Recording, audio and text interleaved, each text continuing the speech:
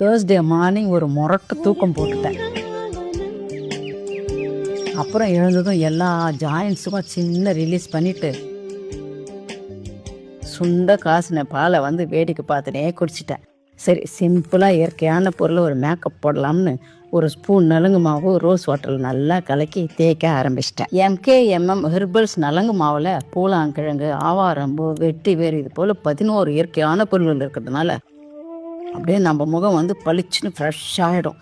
அடுத்து முக்கியமானது மூலிகை குளியல் பவுடர். இது வந்து ஆண்கள் பெண்கள் 2 பேருமே யூஸ் பண்ணிக்கலாம். இந்த 2 பொருளும் கண்டிப்பாக வாரத்தில் 3 நாளாவது யூஸ் பண்ணணும். அது மட்டும் இல்லாமல் MKMM முருகேசன் அண்ட் கோ ரா மெட்டீரியல்ஸும் கொடுக்குறாங்க.